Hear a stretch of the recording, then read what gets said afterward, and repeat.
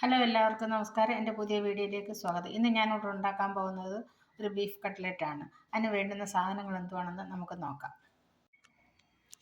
അതിന് വേണ്ടുന്ന സാധനങ്ങളാണ് ബീഫാണിത്. തോനെയില്ല, കുറച്ച് ബീഫേ ഞാൻ എടുത്തിട്ടുള്ളൂ. ഇവിടെ 2 പേരേ ഉള്ളൂ, അതുകൊണ്ട് ഒത്തിരി ബീഫിൻ്റെ ഒന്നും ആവശ്യമില്ല. കുറച്ച് ബീഫ്. അതിനകത്തോട്ട് നമുക്കൊന്ന് വേവിക്കാനായിട്ട് ഇച്ചിരി മസാല ഇട്ട് കൊടുക്കാം. ഇപ്പോൾ ഇനി കുറച്ച് മസാലയുടെ ആവശ്യമുള്ളൂ. ഒരു ശകലം മസാല, ഇച്ചിരി മുളക് പൊടി ഇട്ടു. കാശ്മീരി മുളക് പൊടിയാണ് ഇട്ടത്. ഒരു 1/4 ടീസ്പൂൺ മഞ്ഞൾപ്പൊടി. അത് കഴിഞ്ഞിട്ട് ഒരു 1/4 ടീസ്പൂൺ ഉപ്പ്. ഇതിട്ട് നമുക്കൊന്ന് മിക്സ് ചെയ്തെടുക്കാം.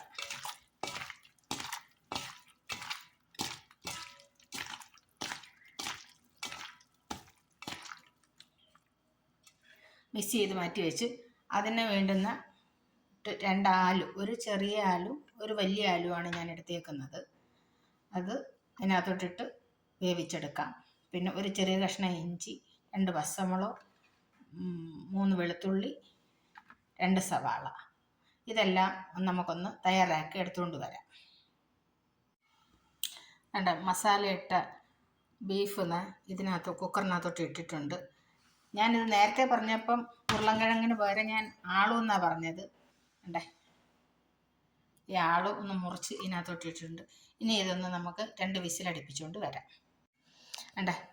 ഇതെല്ലാം ഞാൻ അരിഞ്ഞ് വെച്ച് 2 സവാള, ഇച്ചിരി 2 പച്ചമുളക്, ശകല ഇഞ്ചി, വെളുത്തുള്ളി, കരിയാപ്പില ഇതെല്ലാം അരിഞ്ഞ് എടുത്ത് വെച്ച് ഇനി ഇറച്ചി ഒന്ന് വെന്ത് കിട്ടണം. അതുവരെ നമുക്ക് വെയിറ്റ് ചെയ്യാം. ഇറച്ചി നല്ലോണം വെന്ത് കിട്ടി. ഇനി ഇത് നമുക്ക് മിക്സിയുടെ ജാറിലിട്ടൊന്ന് അടിച്ചുകൊണ്ട് വരാം. ഇറച്ചി മിക്സിയിൽ അടിച്ചുകൊണ്ട് വന്ന് നല്ല വൃത്തിയായിട്ട് പൊടിഞ്ഞ് കിട്ടി. ഇനി ഈ മസാല എല്ലാം കൂടെ നമുക്ക് മസാലയായിട്ട് വഴറ്റിയെടുത്തുകൊണ്ട് വരാം. സ്റ്റൗവിൽ കത്തിച്ച്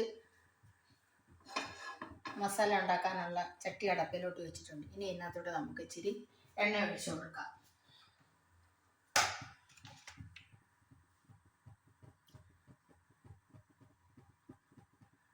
ഇതിനാവശ്യമായ എണ്ണ മാത്രം ഒഴിച്ചു കൊടുത്താൽ മതി. ഇപ്പം ഞാനൊരു 2 സ്പൂൺ എണ്ണ ഇതിനകത്ത് ഒഴിച്ചു കൊടുത്തിട്ടുണ്ട്.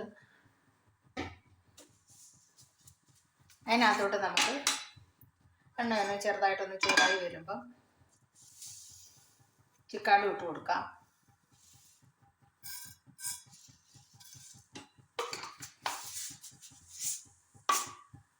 കടുവൊന്ന് ചൂടായി, കടുവൊന്ന് പൊട്ടണം.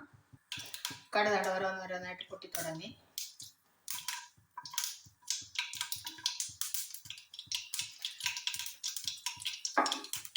അതിനകത്തോട്ട് നമുക്ക് ഇഞ്ചി ഇട്ട് കൊടുക്കാം.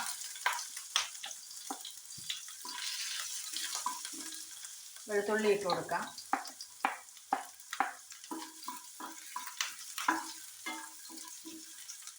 പച്ചമുളക് ഇട്ട് കൊടുക്കാം.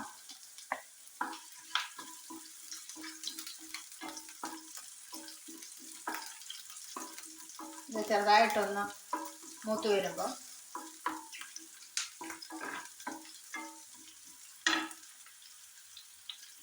നമുക്ക് ഉള്ളി ഇട്ട് കൊടുക്കാം. അതിനകത്തിട്ട് നമുക്ക് ഉള്ളി ഇട്ട് കൊടുക്കാം.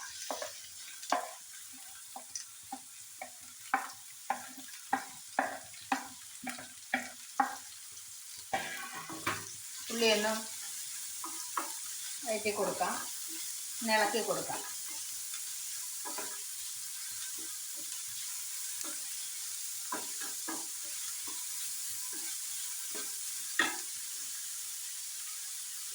ഇതിനകത്തോട്ടൊരു 1/4 ടീസ്പൂൺ മഞ്ഞൾപ്പൊടി ഇട്ട് കൊടുക്കാം.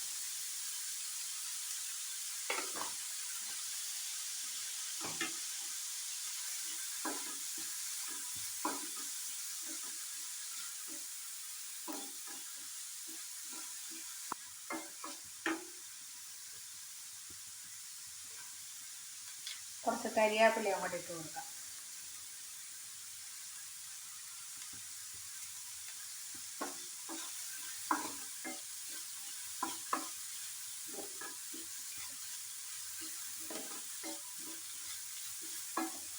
ചെറുതായിട്ടൊന്ന് ഇളക്കി കൊടുത്തുകൊണ്ടിരിക്കുക.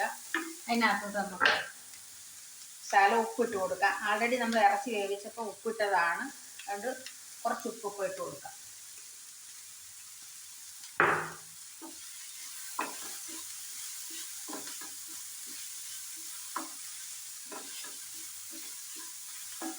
ഒത്തിരി കളർ വലിയൊന്നും ഇതിൻ്റെ ആവശ്യമൊന്നുമില്ല.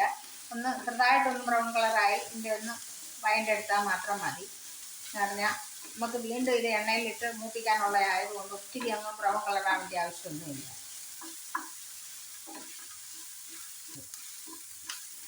അങ്ങനെ ഒരുപാട് സാധനങ്ങളൊന്നും ഇതിന് ആവശ്യമില്ല. നമുക്ക് പെട്ടെന്ന് എളുപ്പം റെഡിയാക്കി എടുക്കാൻ പറ്റുകയും ചെയ്യും. ഏകദേശം ഉള്ളിയൊക്കെ ആ കളർ മാറി തുടങ്ങുന്നുണ്ട്. ഒന്നുകൂടൊന്ന് മാറിക്കോട്ടെ.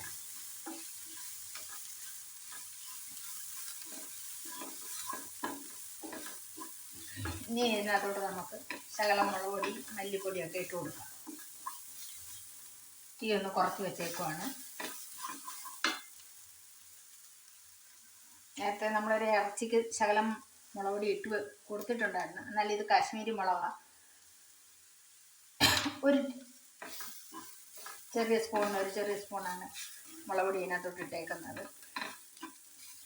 എരിവൊക്കെ അവനവൻ്റെ ഇഷ്ടം അനുസരിച്ച് എരിവൊക്കെ ചേർക്കേണ്ടത്. ഞാനിപ്പോൾ ഇതിനകത്ത് 1 ടീസ്പൂണേ ഇട്ടിട്ടുള്ളൂ. കാശ്മീരി മുളകായതുകൊണ്ട് നല്ലൊരു കളറൊക്കെ കിട്ടും. അതിനകത്തോട്ട് 1 ടീസ്പൂൺ മല്ലിപ്പൊടി,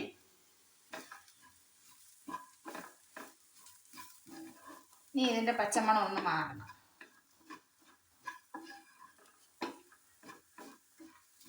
ഞാൻ ചെറിയ തീയിലാണ് വെച്ചേക്കുന്നത്. ഇതിൻ്റെ പച്ചമണം അല്ലെങ്കിൽ അങ്ങ് കരിഞ്ഞു പോകും. ചെറിയ തീ കിടക്കട്ടെ. ഇതിൻ്റെ പച്ചമണമൊക്കെ ഒന്ന് മാറിയാട്ടെ. ഞാൻ കുരുമുളക് എടുക്കാം. ഇനി ഇതിനകത്തോട്ട് 1/4 ടീസ്പൂൺ കുരുമുളക് പൊടി,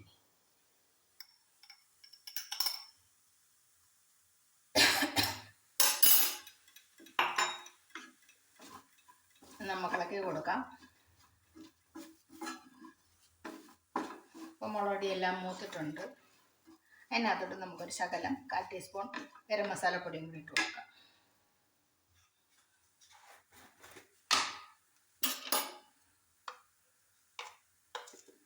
ഒരു 1/4 ടീസ്പൂൺ ഗരം മസാലപ്പൊടിയും കൂടെ അതിനകത്തോട്ട് ഇട്ടിട്ടുണ്ട്.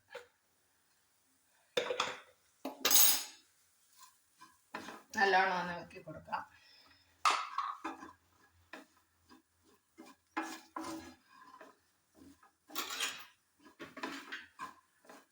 അപ്പം ഗരം മസാലയുടെയൊക്കെ ഒരു മണം അതിനകത്തോട്ട് വരുന്നുണ്ട്.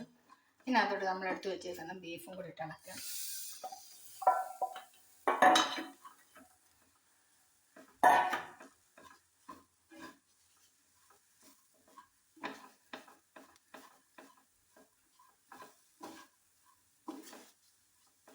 ഇനി ഇതിനകത്തോട്ട് നമ്മൾ എടുത്ത് വെച്ചിരിക്കുന്ന ഉരുളൻകിഴങ്ങും കൂടെ പൊടിച്ചിട്ട് കൊടുക്കാം.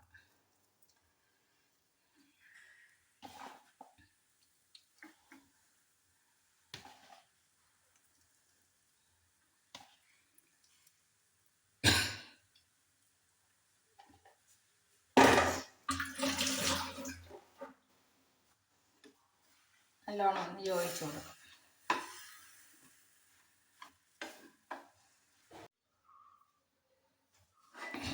അതെ, ഇതിപ്പം മസാലയെല്ലാം എല്ലായിടും ആയിട്ടുണ്ട്. ഇതിൻ്റെ മസാലയെല്ലാം എല്ലായിടും ആയിട്ടുണ്ട്. നല്ല കുരുമുളകിൻ്റെ മണവും ഗരം മസാലയുടെ മണവും എല്ലാം ഉണ്ട്. ഇതിപ്പോൾ ഒന്ന് ചെറുതായിട്ടൊന്ന് ആറണം. ഇനി നമുക്കിതൊരു വേറൊരു പ്ലേറ്റിലോട്ട് മാറ്റാം. ഉപ്പും എല്ലാം ഇനി പാകത്തിൽ ഇതാണ്ട്. ഇതിപ്പം ചെറുതായിട്ട് ആറിയിട്ടുണ്ട്. ഞാൻ വേണ്ട കുറച്ച് ബ്രെഡ് എടുത്ത് പൊടിച്ച് മാറ്റി വെച്ചിട്ടുണ്ട്. ഒരു മുട്ട അടിച്ച് മാറ്റി വെച്ചിട്ടുണ്ട്. ഇനി ഇത് നമുക്ക് കുറച്ച് ഉരുട്ടി മാറ്റാം.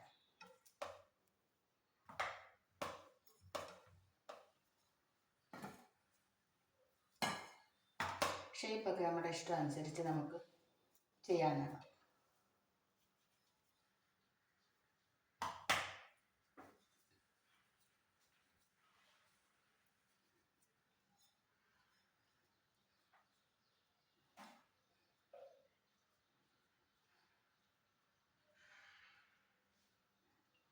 മുട്ടയ്ക്കകത്തൊന്ന് മുക്കിയിട്ട് ഈ ബ്രെഡിനകത്തോട്ടിട്ടൊന്ന് മുക്കി നമുക്ക് മാറ്റി വെക്കാം.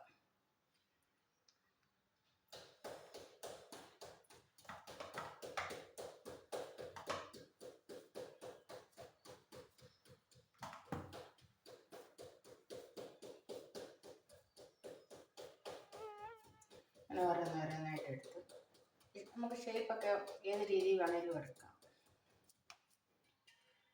ഇത് നമുക്കൊരു ഗസ്റ്റൊക്കെ വന്നാൽ നമ്മുടെ വീട്ടിൽ ഇറച്ചിയോ ചിക്കനോ എന്തെങ്കിലും ഉണ്ടെന്നുണ്ടെങ്കിൽ ഉണ്ടല്ലോ നമുക്ക് പെട്ടെന്നുണ്ടാക്കി അവർക്ക് കൊടുക്കാം. ഒരു ചായയുടെ കൂടോ അല്ലെങ്കിൽ ആഹാരത്തിന് മുമ്പൊക്കെ നമുക്ക് കൊടുക്കാം.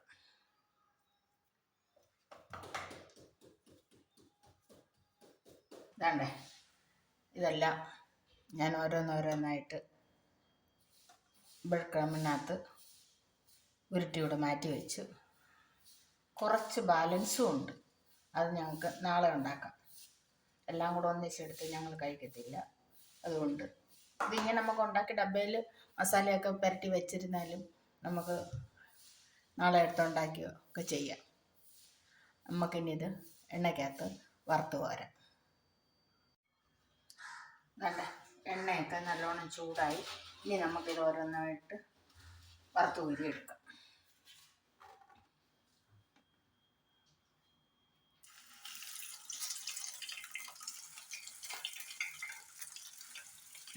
ഒരു മീഡിയം ചൂടിലിടുന്നതാണ് നല്ലത് കേട്ടോ. ഒത്തിരി ചൂടായിപ്പോയ അകം ഇതാവത്തില്ല, കരിഞ്ഞും പോവും.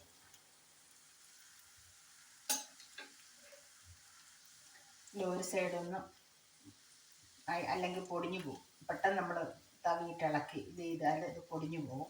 അതിൽ ഒരു സൈഡ് നല്ലോണം ഒന്ന് മൂത്ത് വന്നതിന് ശേഷം തിരിച്ചിട്ട് കൊടുക്കാവും. ഇത് നിങ്ങൾക്ക് എല്ലാവർക്കും എപ്പോഴും വീട്ടിലുണ്ടാക്കാം. കുഞ്ഞുങ്ങൾക്കൊക്കെ ഇത് ഒത്തിരി ഇഷ്ടമുള്ളതായിരിക്കും. കുഞ്ഞുങ്ങൾക്കല്ല, ഇത് വലിയവർക്കും എല്ലാവർക്കും കട്ട്ലേറ്റ് എന്ന് പറയുമ്പോൾ ഇഷ്ടപ്പെടുന്ന ഒരു സാധനമാണ്. എൻ്റെ കൊച്ചുങ്ങളൊക്കെ ആണെങ്കിൽ ഇതിപ്പോൾ അവരുടെ കൂടെ സ്ഥലത്തൊന്നുമില്ല. എനിക്ക് ഉണ്ടാക്കുമ്പോൾ തന്നെ അവരെയാണ് ഓർമ്മ വരുന്നത്. അവരാണെങ്കിൽ ഇത് അടപ്പിലിടുമ്പം തന്നെ ചോദിച്ച് മേടിച്ച് കഴിക്കുന്നവരാണ്.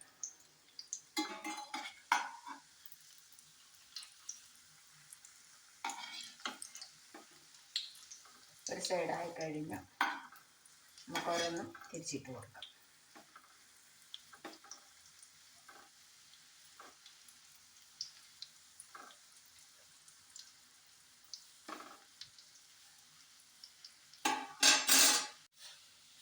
വേണ്ടേ, ഇതെല്ലാം ഇപ്പം മൂത്ത് നമുക്ക് ഇനി അതൊരു പാത്രത്തിലോട്ട് മാറ്റാം.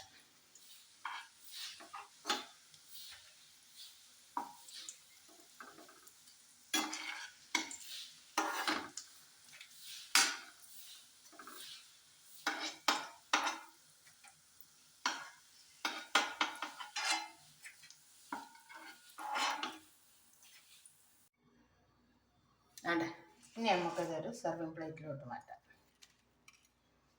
എൻ്റെ മണം കൊണ്ട് തന്നെ ഞാൻ വീട് നിറച്ചതിൻ്റെ മണമായി കഴിഞ്ഞു എന്നുള്ളതാണ്.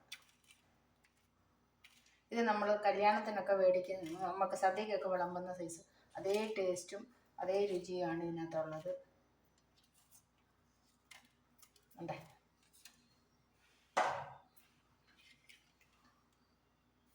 ഈ വീഡിയോ നിങ്ങൾക്ക് ഇഷ്ടപ്പെട്ട ലൈക്ക് ചെയ്യുക, സബ്സ്ക്രൈബ് ചെയ്യുക. Very tasty. ഇത് ഇച്ചിരി ടൊമാറ്റോ സോസിൻ്റെ കൂടെയൊക്കെ കഴിക്കാൻ നല്ലതാണ്.